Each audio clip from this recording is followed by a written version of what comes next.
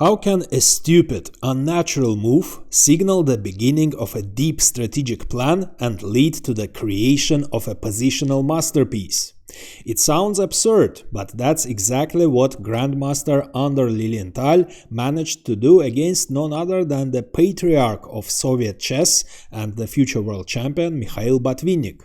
As Lilienthal himself says in his interview, this game features an idiotic move that shocked Botvinnik and allowed Lilienthal to gradually squeeze him across the entire board. So let's dive into this remarkable game, which Lilienthal considered one of his greatest.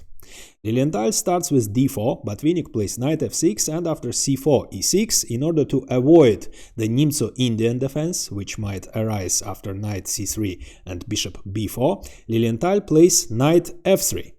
And Botvinnik plays the queen's Indian defense, b6. The idea is to either develop the bishop on a6, putting pressure on the c4 pawn, or a more natural way of development of the bishop, the fianchetto of the bishop, putting pressure on the long diagonal and taking under control the important central d5 and e4 squares. In order to challenge the black bishop on the long diagonal, Lilienthal plays g3. And both sides fianchetto their bishops.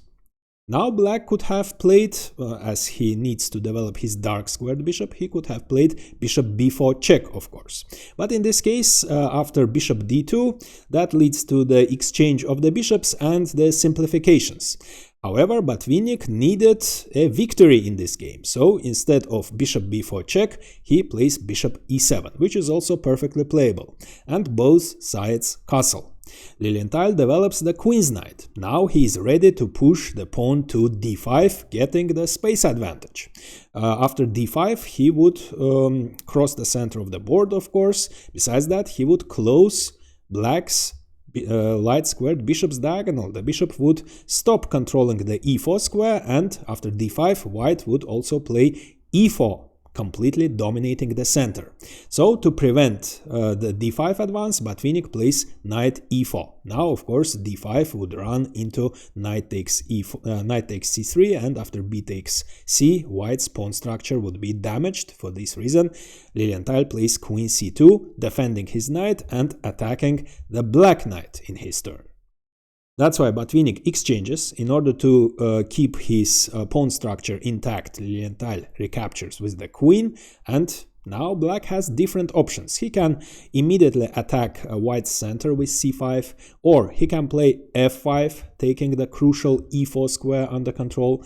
But Botvinnik chooses another system, which is also perfectly playable. He plays d6, vacating the d7 square for his knight and probably preparing the e5 advance.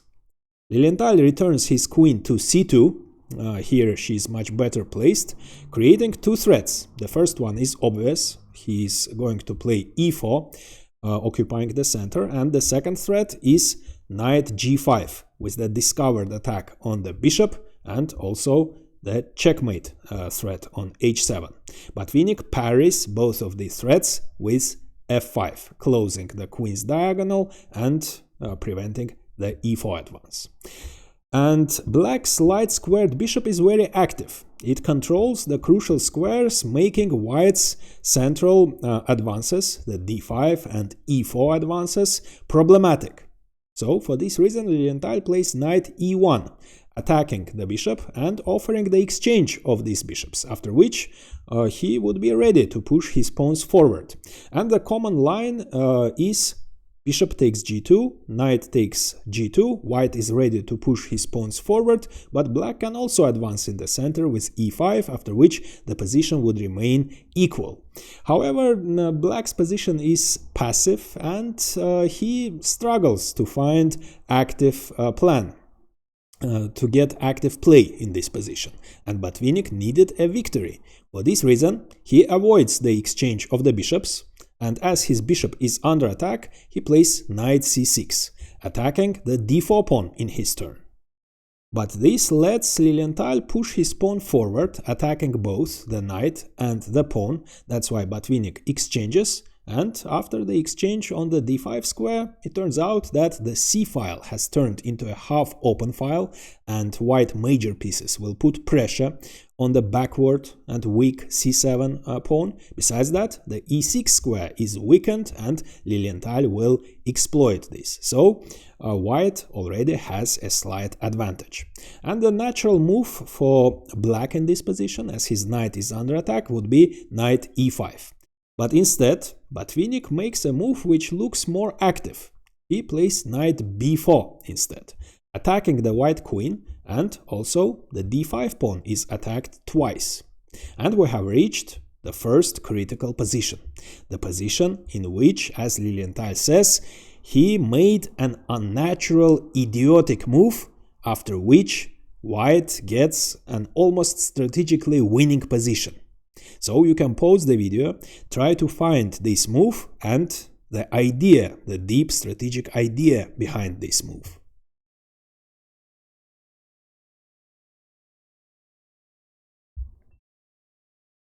So it's obvious that white must move his queen, as the queen is under attack, and he must also defend the pawn.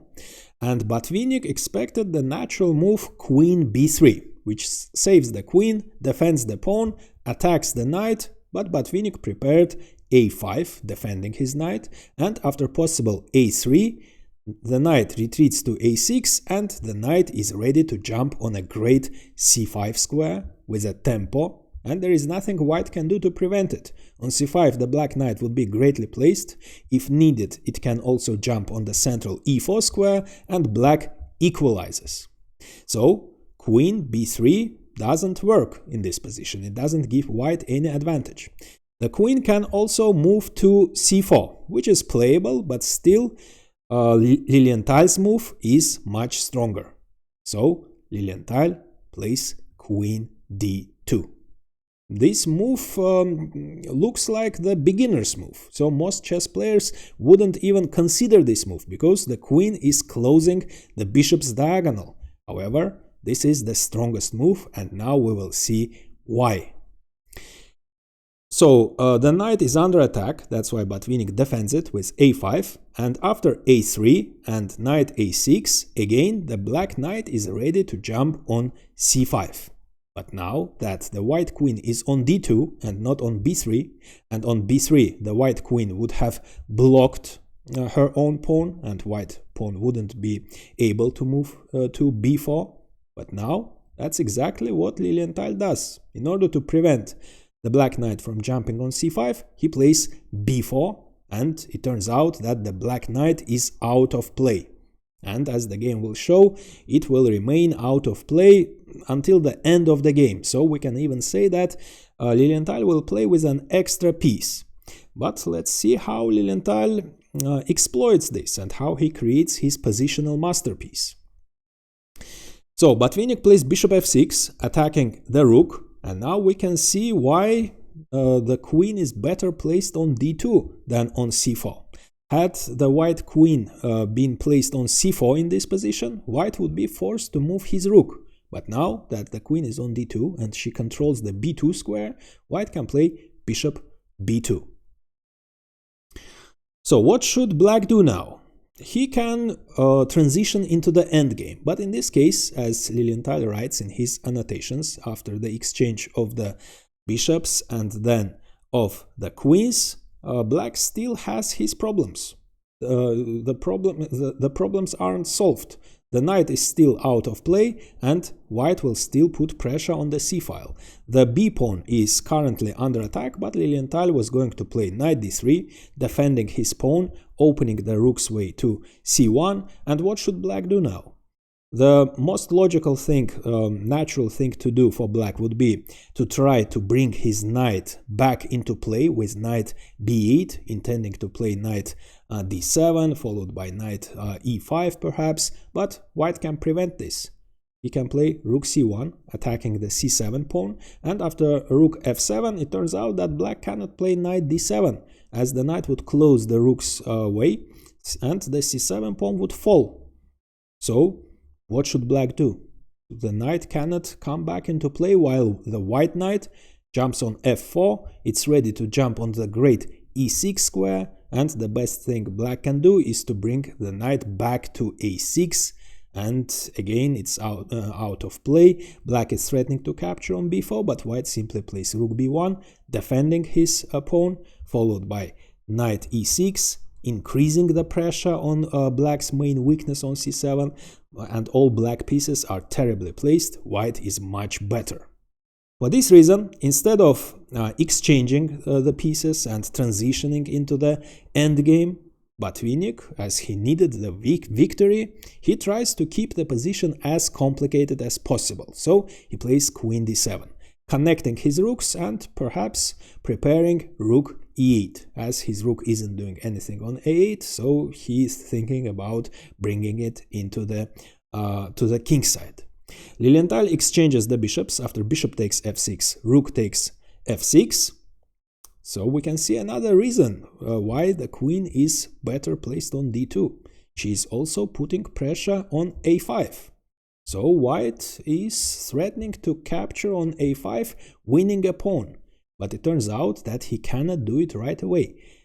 B takes a would be a terrible mistake, because instead of recapturing the pawn, after which white will capture it and win the pawn, instead of this, as the white pawn has left the b4 square and it isn't controlling the c5 square, the knight can invade, threatening knight b3 with a fork, winning the exchange. And after white parries this threat, so white doesn't have time to capture on b6, after white parries the threat of knight b3, black would simply capture on a5, getting back his pawn, and he would get the great knight on c5, his rook on a5 would put pressure on the weakness on a3, and white would be even better.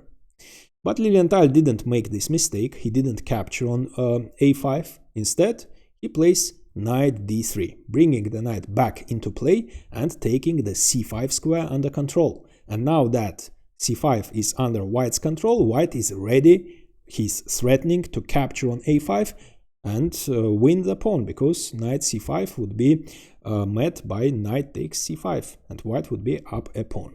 So black must do something about this threat. If he prevents white from capturing on a5 by capturing himself on b4, that would lead to the opening of the a file. And as Lilienthal writes, it would be in white's favor, and he gives a very beautiful variation in his annotations. After queen b5, which looks like the most natural move for black, as it is attacking both the d5 pawn and the b4 pawn, Lilienthal prepared knight f4, defending his d5 pawn, and after black captures on b4, queen takes b4, knight takes b4, the open a file would tell. So white would exchange, and then he will bring his second rook into play with great effect, attacking the bishop. Now if the bishop moves to b7, the rook would invade the 7th rank with a tempo, attacking the bishop. After the bishop retreats, the c7 pawn would fall. So instead of bishop b7, it seems that rook f8 is a stronger move, defending the bishop. But in this case, Lilienthal prepared beautiful rook a4, attacking the knight. So the only square the knight can move is c2, but on c2 the knight again is out of play. It doesn't have any squares to move, and white will simply jump on e6, attacking the rook, attacking c7, and after rook c8, all black pieces are terribly placed. The knight doesn't have any moves, the rook cannot move, the bishop cannot move, so black pieces are terrible, white is winning. But what if instead of knight c2 in this variation, black defends his knight with c5? So you can pause the video and try to find the spectacular combination which ends in a checkmate, in a beautiful checkmate.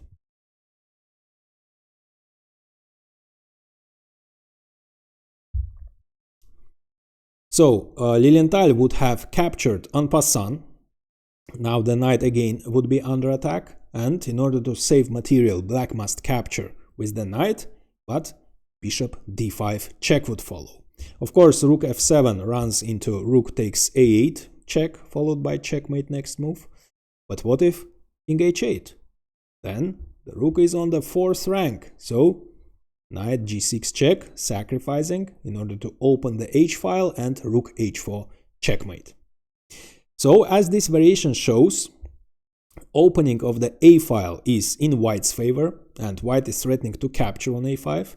So instead of capturing on b4, Botvinnik, in order to save his pawn, pushes the pawn forward, closing the a file.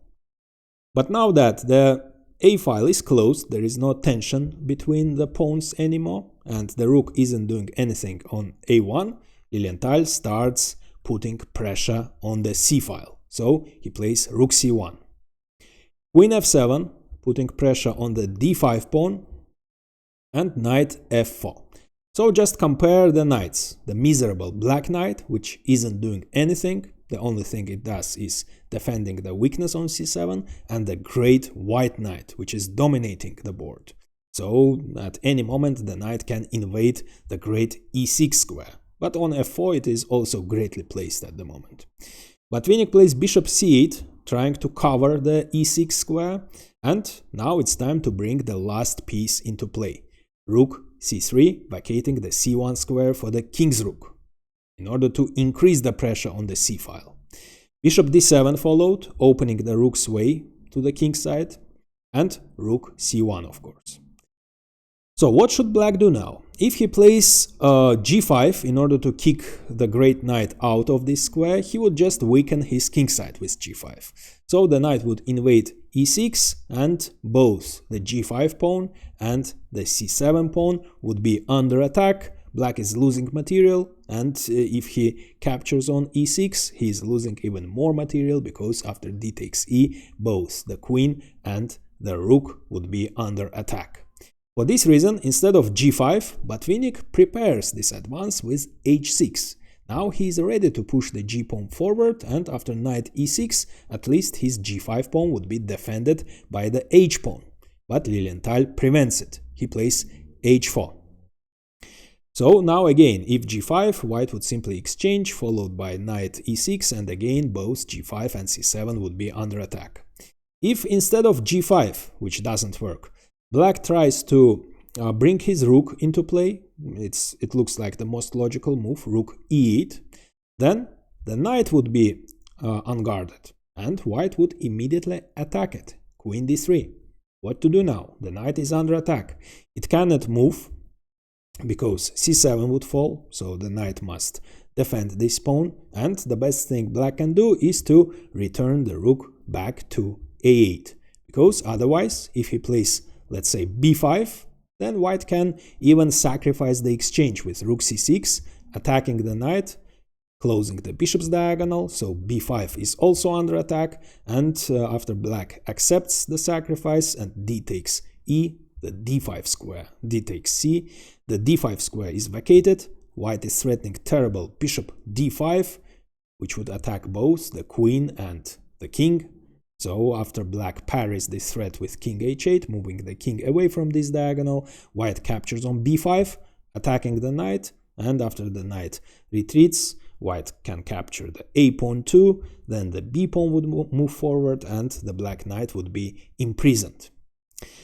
For this reason, after h4, as relatively active rook e8 doesn't work, so the rook must keep an eye on the knight, Botvinnik realizes that the best thing he can do is just to make waiting moves. So he plays rook a7.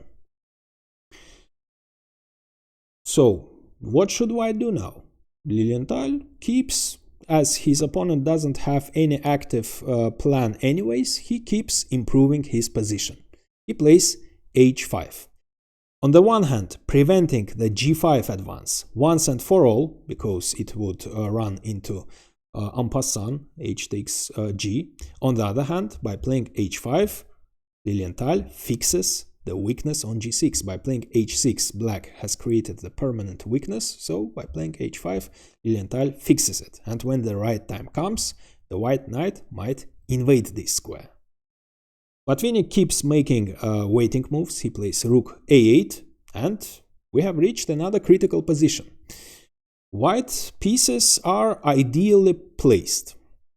They are all very strong, while the black knight is out of play and black doesn't have any active plan. But what should white do next? How should he increase the pressure? How should he create new threats? You can pause the video and try to find Lilienthal's next move and the intention behind this move.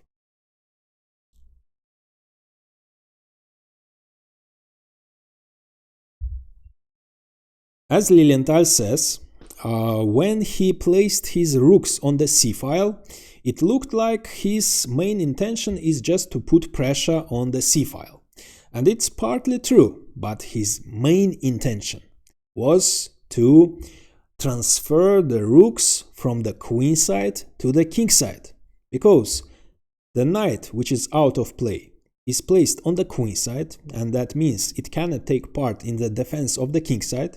Besides that, on the king side, black has terrible weaknesses, so now it's time to start to play on the king side. And one by one, Lilienthal transfers his rooks from the queen side to the king side. First, rook e3, the first rook is transferred, occupying the e-file and eyeing the e7 square. White is going to play knight g6, taking this square under control, after which the white rook will invade the 7th rank with great effect, and that would be deadly. And if black tries to prevent it with rook e8 to challenge the white rook on the e-file, then the second rook will move to c3, and if black exchanges, the c-rook will replace the e-rook on this file, and again white will execute his threat, knight g6 followed by rook e7, and if black doesn't exchange, white will exchange, and then the c-rook again will move to e3. For this reason, as rook e8 doesn't solve his problems, Botvinnik keeps making waiting moves. He plays king h7. Lilienthal again isn't in a hurry. He improves his second rook, rook c3, and again a waiting move, rook b8. And Lilienthal, now that the knight isn't defended and the king is placed on this diagonal, he plays queen d3, targeting both weaknesses, the knight and putting pressure on this diagonal, creating a very unpleasant x-ray, and also eyeing the f5 pawn, which at the moment is defended, but as you will see, the weakness of this pawn will tell very soon. So Botvinnik defends the knight, rook a8, and now finally knight g6, threatening rook e7, which would attack both the queen, the bishop. White will win material, his rook will dominate the 7th rank, that would be deadly. So the best thing black can do is to give up the exchange. Rook takes g6, h takes g check. Now if the queen captures, of course the rook invades the 7th rank again, that's why the king captures on g6, and a spectacular move follows. So the pawn is defended by the queen and by the bishop. So the main defender is the bishop, and Lilienthal invades the e6 square with a check, closing the bishop's diagonal. Now the pawn is defended only by the queen, and if black captures the rook, then after d takes e, again both the queen and the rook would fall under attack. So the rook is untouchable, and the rook also checks, gives a check to the king, so king h7. And now that the pawn is defended only by the queen and it's also pinned, Lilienthal attacks it for the second time, threatening to win it next move. Botvinnik makes his last attempt to complicate the game. He plays c5. Of course, white cannot capture en passant, as his rook would fall, and black is threatening to capture on b4, and after a takes b, the knight will finally turn back into play, return into play, and beside that the a pawn will turn into a passed pawn and would move forward. But Botvinnik prevents all this by playing, Lilienthal prevents all this by playing b5, attacking the knight. Knight c7 followed. Now the b5 pawn is under attack, but Lilienthal ignores it. He captures on f5. Knight takes b5, attacking the rook, and f6, the discovered check. Ng8 followed. So it might seem that now that the white pawn is on f6, the white rook can invade the 7th rank, but that would be a terrible mistake. That would be premature, because black would capture on f6, and it turns out that both white rooks would be under attack and white is losing material. For this reason, there is no need to hurry. So Lilienthal first moves his rook away from c3, rook c4. And now this rook is ready to be transferred to the king side. Besides that, now that his rook isn't on c3 anymore, white is threatening to play rook e7 and win the material. So, in order to prevent the invasion of the rook on e7, black must do something. But what can he do? If he captures the pawn, it's true, now the rook cannot invade e7, but his king side would be demolished. The g file is open and the second rook invades the king side with great effect, with a check, followed by rook g6, and all these pawns, these weak pawns, will fall. That would be the end. That's why Botvinnik, instead of capturing on f6, he plays rook e8. But now rook g4, of course. And white is simply threatening to capture on g7, followed by rook takes f7, winning on the spot. That's why black must play g5, but that terribly weakens his king side. Now Lilienthal exchanges the rooks, and after bishop takes e8, now it seems that black is ready to capture on f6, but Lilienthal plays rook e4. The second rook occupies the e file, preventing queen takes f6 because the bishop would fall in this case, and white is threatening to invade e7 again. Botvinnik plays king f8, defending his bishop, and it seems that now that the bishop is defended, black is ready to capture on f6, but it isn't the case, because the rook still invades e7, and it turns out that if black captures on f6, the knight is defended only by the bishop. So white can remove the defender with a check and then capture the knight. The white is up a piece. Besides that, it comes with a check, so all these weak pawns will also fall. White is winning. That's why Botvinnik cannot capture on f6. The queen must keep an eye on the bishop. So the queen moves to g6.